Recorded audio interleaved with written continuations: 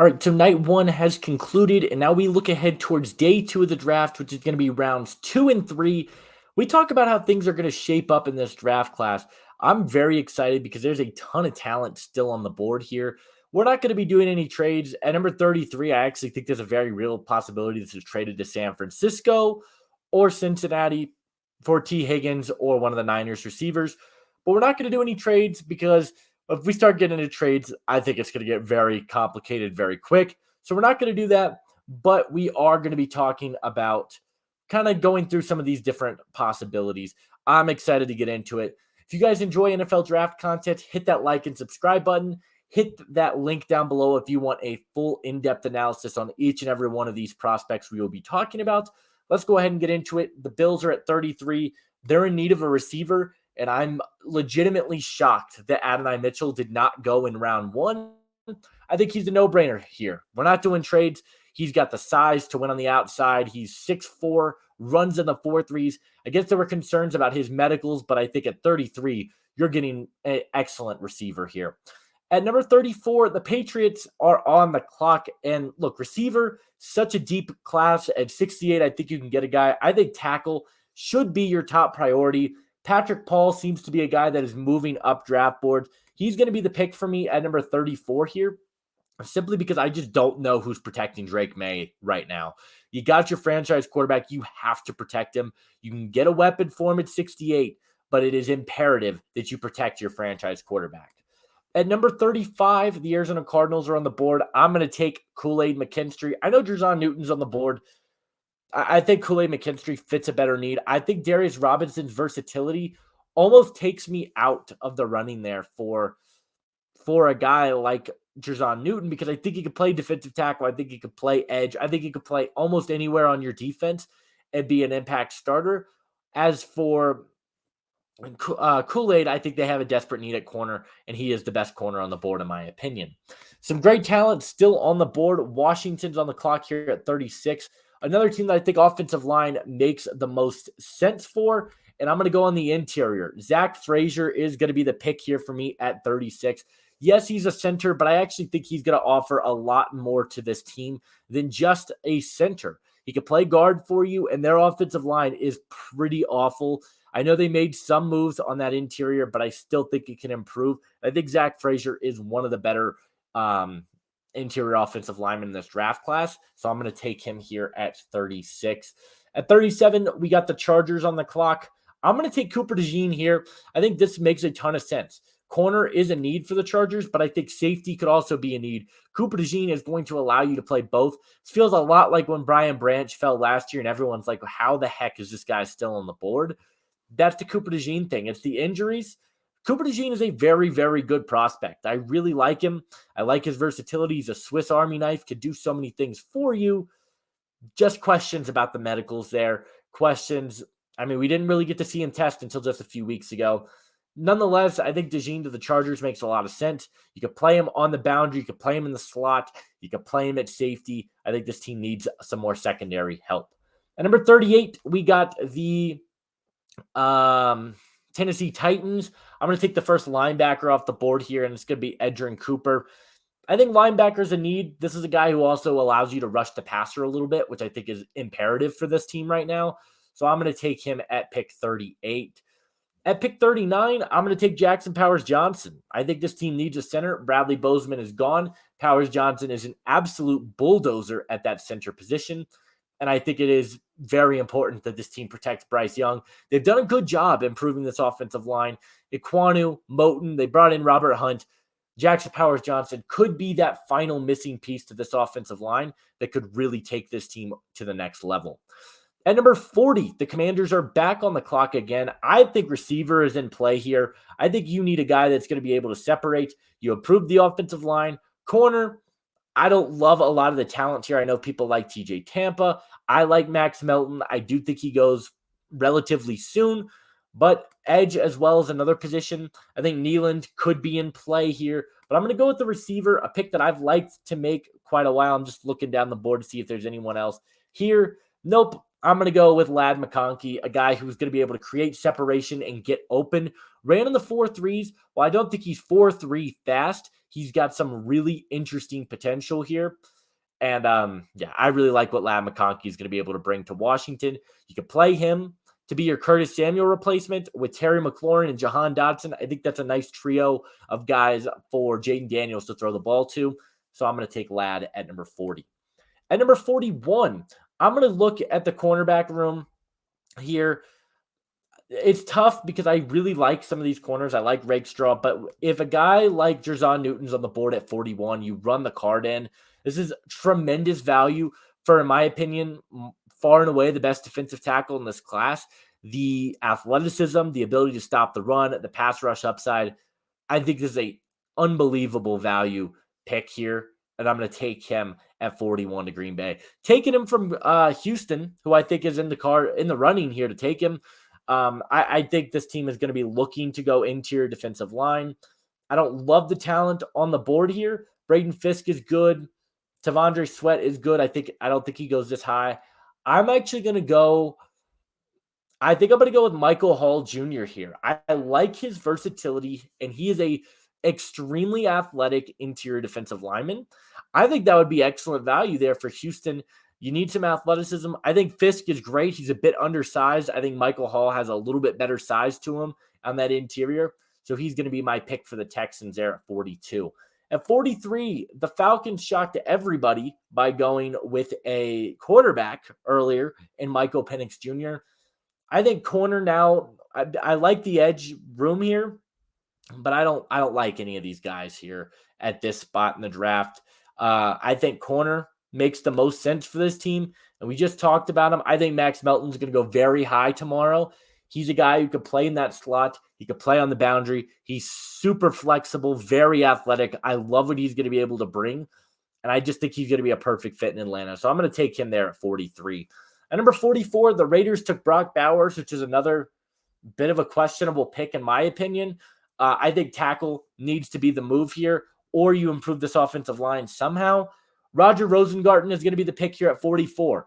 I know this is high, but it seems like NFL scouts are also very high on Rosengarten. He could play that right tackle position on the opposite side of Colton Miller. You lost your right tackle to the New York Giants, and I always blank on his name. I do apologize. I think this makes a ton of sense for this team. I'm going to take him at 43 or at 44, excuse me. At 45, I think receiver is going to be the pick here. It's going to be Keon Coleman.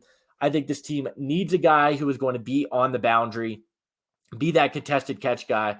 Olave doesn't really have that. I think Keon Coleman is one of the more underrated sleeper receivers in this draft class.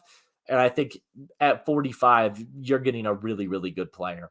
At number 46, the Indianapolis Colts are on the clock here. I think corner. They seem to be defensive heavy this draft. I think Ennis Rakestraw is going to be the pick here. Yeah, I think that's the pick that makes the most sense for me.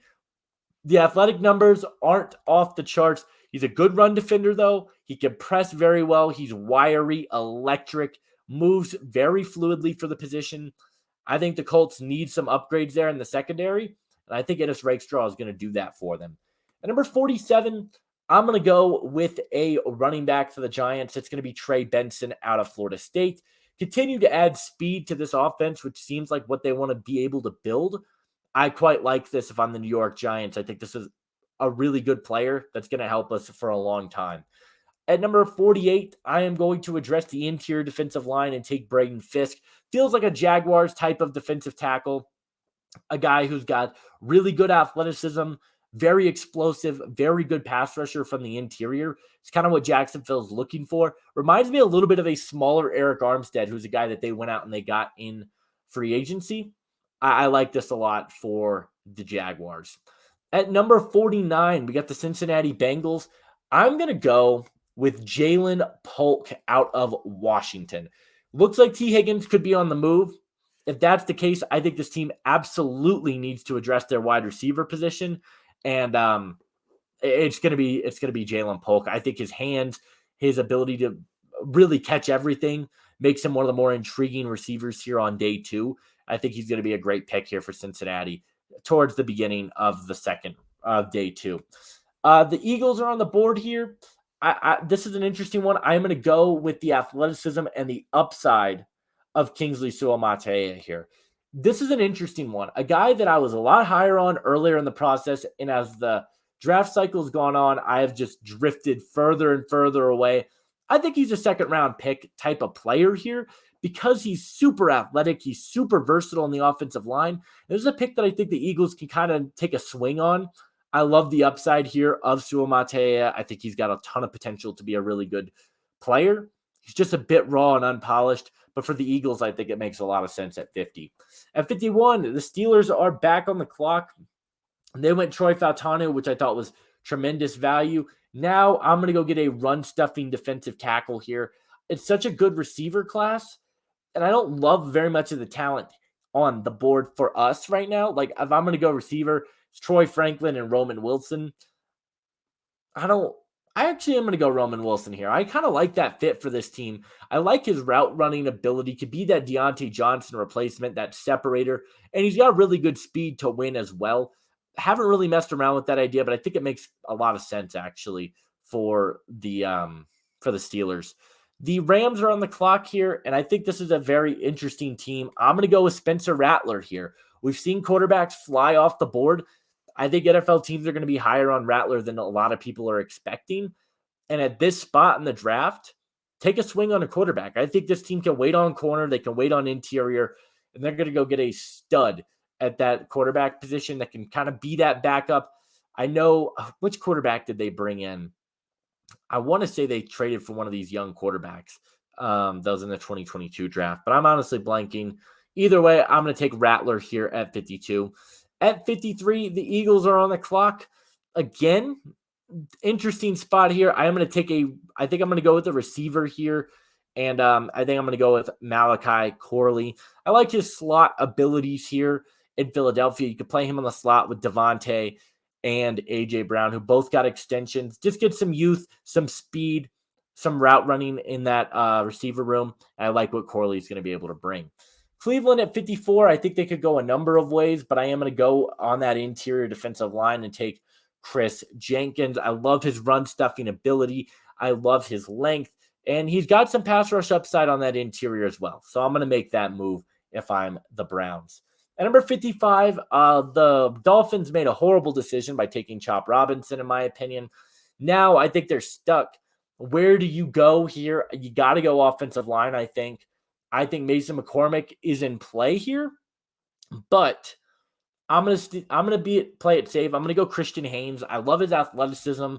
Another guy who's pretty experienced. Yes, he hasn't played against the greatest competition, but this is a pick I think that needs to be done right now. If you're the Dolphins, you gotta get a Robert Hunt replacement. And you gotta protect Tua long term. I'm gonna take Christian Haynes here for the Cowboys at 56. It's going to be Jonathan Brooks. They've got access to his medicals that no one else has. Seems like a foregone conclusion that Jonathan Brooks is going to be in Dallas. I'm gonna buy in, and I'm gonna take him here at 56. At number 57, we got the Tampa Bay Buccaneers. Some really good talent on the board. I like corner here for them. Kamari Lassiter is still on the board. Some interesting players here for sure. I'm gonna go Sanders still. I like his slot abilities. He's super quick. He's got great ball skills. I think that's kind of what Tampa needs in that secondary right now, and it makes a lot of sense for this team. They lost Carlton Davis. I like Zion McCollum. I like Jamel Dean, but I think Sanders still is a very good fit for this team. I think we see corner come off the board yet again in Kamari Lassiter. The speed is not incredible, but his instincts are certainly there. He's got a ton of upside to develop into being one of these better tackles or into one of these corners in the league. Georgia always produces good defensive backs. I think this year is no different. Kamari Lassiter is going to go to Green Bay. I like offensive line here as a sneaky need, and I'm going to take Cooper Beebe to the Houston Texans. I think he could play tackle for you. I also think he could play guard for you. This team has an interesting kind of roster construction. Guard is still kind of a weaker position for this team. They got Shaq Mason. They drafted some offensive linemen in the last few years that really haven't panned out the way that I think they would have hoped. But I think Cooper Beebe gives them some versatility. Another guy who's just nasty in the run blocking department. I'm going to take him here at 59. At number 60, we got the Buffalo Bills. I'm going to go corner here for this team. Not a lot of edge rushers have come off the board here. Marshawn Kneeland could be in play, but I like TJ Tampa a lot. I like his zone abilities. I like his size. He's like a ball of clay, is what I said about him, because you can mold him into being really whatever you want at the position. I think that's going to be very intriguing to Buffalo. At number 61, a pretty easy one for me here. It's Marshawn Kneeland. The Lions and Kneeland have been heavily linked for a long time. I'm not going to overthink it. I think it makes way too much sense for this team. For the Ravens, they went corner. Again, I think tackle is in play here. I just don't love any of the tackles on the board for them. Interior offensive line also in play. You want to maybe get a guard here. And that's what I'm going to do. I'm going to get Mason McCormick, a guy who's got a ton of experience. He also is going to offer you some very good run blocking reps. I think he's got a lot of upside. Baltimore takes swings on these guys. I know Voorhees is coming in. They lost John Simpson. I'm going to get a interior now with Linderbaum, McCormick, and then I'm going to have Andrew Voorhees play as well. I like this interior right now if I am the Ravens. Ricky Pearsall was the pick for the Niners at 31. Didn't love it. I do like corner for this team here. I'm going to go Andrew Phillips hesitantly because I think he probably goes in the second. I'm not the biggest Andrew Phillips guy in the world, but I think this is a pick that makes sense for them. Could play in the slots, could play on the outside. Pretty good mover. I like this for them. At 64, I'm going to go with another interior defensive line guy. For the Chiefs, I'm going to take Rook Orohiro, a guy who can be another just athletic, moldable piece on the interior next to Chris Jones. Offers some pass rush potential. I like this for Kansas City. They've shown a willingness to move up to get their offense. I think their defense now is going to be an important position to address. Could see this being corner, but I think Rook makes the most sense. Here at 65, we saw one linebacker go off the board, and it was not Peyton Wilson. I'm going to take him here. I think linebacker is a pretty big hole right now in Carolina. I think NC State and Peyton Wilson, having that in-state combination is going to be very intriguing, I think. And I just love Peyton Wilson's fit in Carolina. I'm going to take him here. At number 66, and this team still has 3 picks left, I'm going to go with Junior Colson with my first pick. I think they need a good coverage linebacker. I think you could see some linebackers start coming off the board pretty quickly here. And I think Colson is a guy that provides that. He's very good in coverage. Can trigger downhill, maybe not elite, but I think he's a pretty solid option here. At 67, I kind of want to go with the safety for this team. I like that they brought in Jeremy Chin. I'm not really in love with the safeties on the board here, especially considering I pick again at 78. So I think I'm going to take one of those later. Tackle, could go Kieran Amagaji to develop into being a guy for us down the line. Corner, I'm going to go with Renardo Green, another guy who I think provides a ton of experience, but he's also got size on that outside. Could be your Kendall Fuller replacement. You drafted Emmanuel Forbes last year. They've really got to improve this secondary and improve this defense as a whole. Edge is still a position you could dress at 78. I like Renardo Green here. At 68, we stayed put, took a tackle, and we're going to go get a good receiver here in Troy Franklin at 68, who's got size, which is something that this receiving room is desperately lacking, and he's got speed. So I think he could be a very good deep ball threat here for Justin Herbert or for Drake May, and it makes a lot of sense. Another guy who I think could be a really good piece for your team, and I think receiver is going to be the move here for me. It's just kind of which receiver do I want to go with. I am going to go a little bit down the board here. I'm trying to think. This is a tough pick here. They could have gone receiver at 37. I'm going to go with Jalen McMillan. I like Josh Palmer. I like Quentin Johnston still. And I like Jalen McMillan. I think that's a nice receiving trio. Do you have a number one on this team? Probably not. But Jalen McMillan's those are very solid receivers. I think all could get 700 to 900 yards next season. If Quentin Johnston can work on his hands, you might have something there. I don't hate it. I just don't love the talent here for the Chargers. I'm just going to take a swing and get Jalen McMillan here at 69. Number 70, I'm going to go with a corner. If I'm the Giants, I think it's a need for this team. Continue to boost this secondary a little bit more. To me, I think we are going to go with Cam Hart. The injuries are a bit of a concern, but he's got the size, he's got the quickness, the athleticism is certainly there. I really like his fit here for the Giants. And now you got him and Tay Banks. It's a pretty fun duo there. At the next pick here, 71 here for the Cardinals. Interesting spot again. I think interior you could look to go with. I think I might go with another edge rusher, to be completely honest, because I like Chris Braswell, who I think is more that true edge. And I think that's what I'm going to do. I think I'm going to go Chris Braswell, double dip on the defensive line here. Get a guy who's a very good pass rusher. I think Darius Robinson's probably going to play more in that 3-tech role, while you have Chris Braswell, who can be more that true 4-3 edge that's going to rush the passer at a very high level. I quite like that if I am the Cardinals. At number 72, the Jets are on the clock, tight end. I'm thinking of going Ben Sinnott here because I don't love any of the receivers, and I think that's what I'm going to do. I'm going to go Ben Sinnott. Good blocker. They can use him in a lot of different ways on this offensive side of the ball, whether that is a blocker, as a fullback, wherever you want to play him. I think Ben Sinnott's going to be a really good tight end at the next level. He's going to be my pick here at 72. At 73, the Cowboys are on the clock via the Detroit Lions. I think they're feeling pretty good right now, and I am going to go with Trevin Wallace out of Kentucky.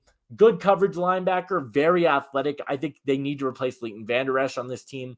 I think Trevin Wallace gives them the potential to do such a thing. So I'll take him here at 73. At number 74, I think edge is going to be the position here. I kind of want to go with, I think I'm going to go with Jonah Ellis out of, I'll go with Adisa Isaac, actually. I know they took a Penn State edge rusher not too long ago, so they might be hesitant to dip into that well again. But I think Adisa Isaac has that upside. He's a very good run defender, very athletic, very quick. I think that's going to intrigue a team like the Atlanta Falcons. The Bears are on the clock here. This is a team that I think is already the biggest winner of the draft. I'm going to go with the D-line here because I think that I'm going to go with Mekhi Wingo out of LSU.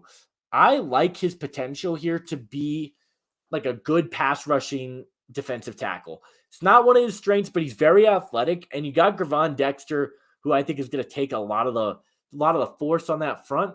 Now you got Mekhi Wingo, who I think could be a really good piece for you as well. I'm going to take a swing here and draft him at 75. At number 76, I think we go edge again for the Broncos. I am going to go with Jonah Ellis here. I think his athleticism, his quickness, his ability to put together pass rush moves is going to be very intriguing. They really don't have any of those bigger edge rushers right now, but they also don't have a true edge rusher. And I think Jonah Ellis is that for this team. At 77, this is going to be Kyrie Jackson's spot, the best corner on the board, in my opinion. He's got the size, the length to play that true corner. 6'3", 200 pounds, very good corner, good movement abilities.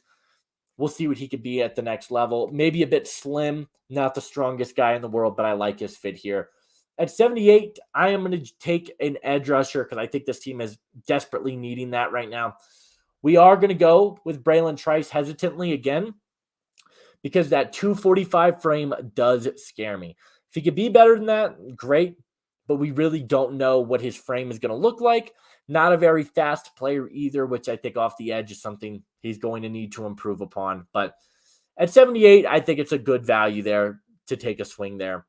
At number 79, I'm going to go with Leonard Taylor out of Miami. I love this guy. I think he was used out of position.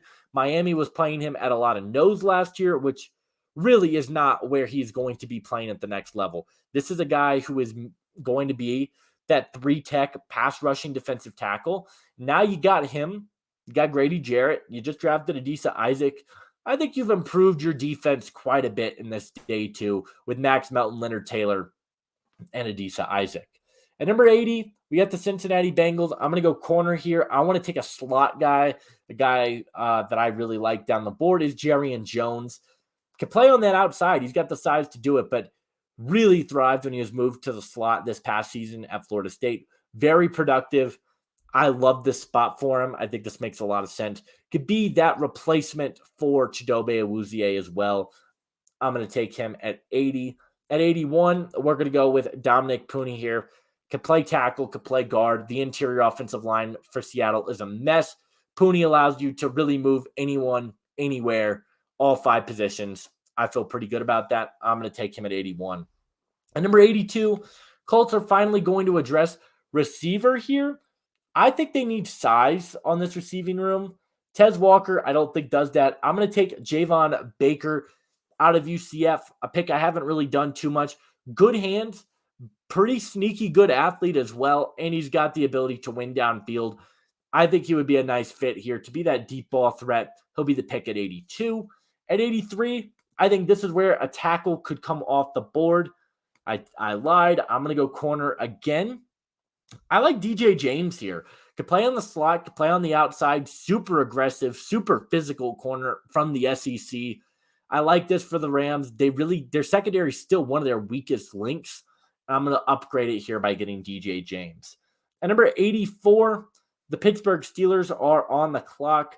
Made the right decision by going receiver earlier. Now D-line, pretty intriguing here. I like some of these guys here. I like linebacker as a spot as well. I also like addressing the interior. We're going to take Cedric Van Pran. I think they just need a true center on this roster desperately, and that's what we're going to give them. At 85, I think receiver, again, could probably wait for this team. I think I'm going to go interior offensive line. Yet again, I'm going to take Christian Mahogany. Outside of the offensive lineman they have now, they have no depth on this offensive line. Mahogany is a nasty run blocker. I think he fits kind of the style that Cleveland likes to run too. I'm going to take him at 85. At 86, we're going to go corner here. Yet again, it'll be Jarvis Brownlee out of Louisville, a guy who's physical. He's got all the tools in the world to succeed. A bit of an older prospect here, but I think he fits kind of what Houston wants to play on that opposite side of Stingley. Could play on the slot for you as well. He'll be the pick at 86. At 87, the Cowboys, I think, need to go get another receiver here. Jermaine Burton.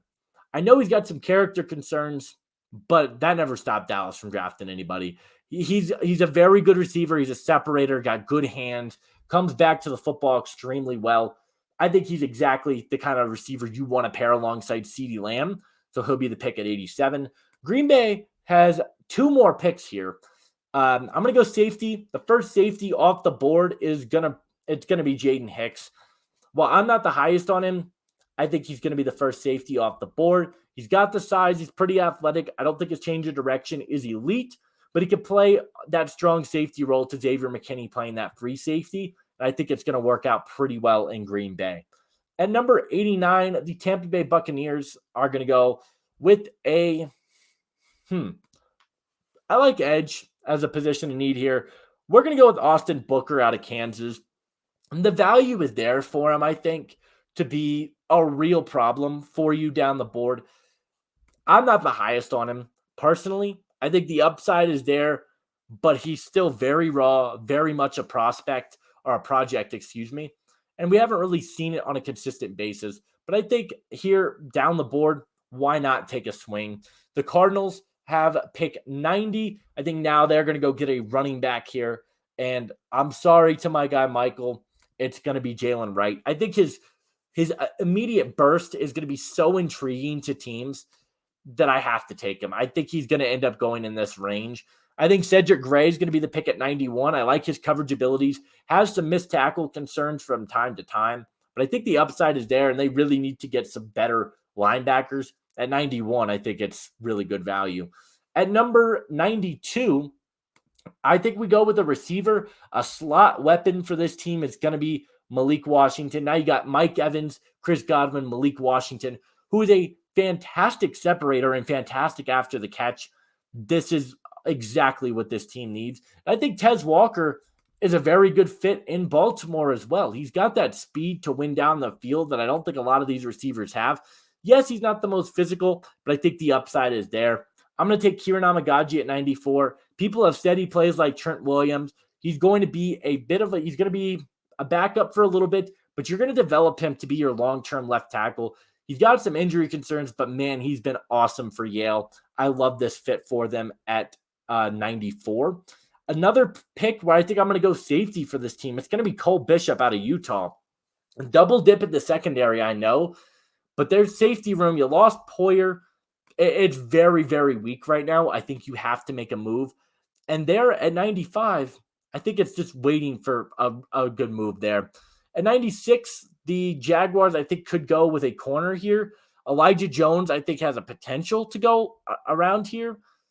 I'm not really in love with that. Edge is another position that I don't hate. I think I am going to take, I don't really love very many of these guys at all for Jacksonville. Corner still makes the most sense, I think. Interior offensive line, I don't love any of these guys for them. Linebacker, I don't think makes sense for them. Safety, I'll take Javon Bullard. I think he could play safety for you, but he also can be a nickel corner, gives them some versatility on their defensive line, which I think is much needed.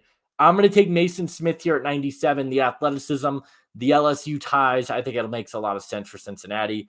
At corner, at number 98, this is where I'll take Elijah Jones. Very good ball hawk. Really came into his own towards the end of his collegiate career, but I think his upside is certainly there.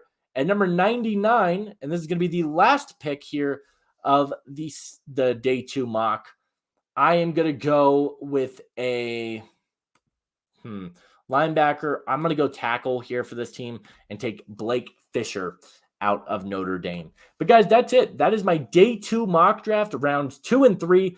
Let me know what you guys think. How do you think the board's going to shape out? I know we kind of went through this pretty quickly, but stay tuned. We're going to have my day 2 grades coming tomorrow, and then we'll have my final grades, my way too early mock draft, my biggest steals, all sorts of draft content that you guys are going to be super excited for. Leave a like, ring that notification bell so you never miss a video. And I'll see you guys in the next one. Adios.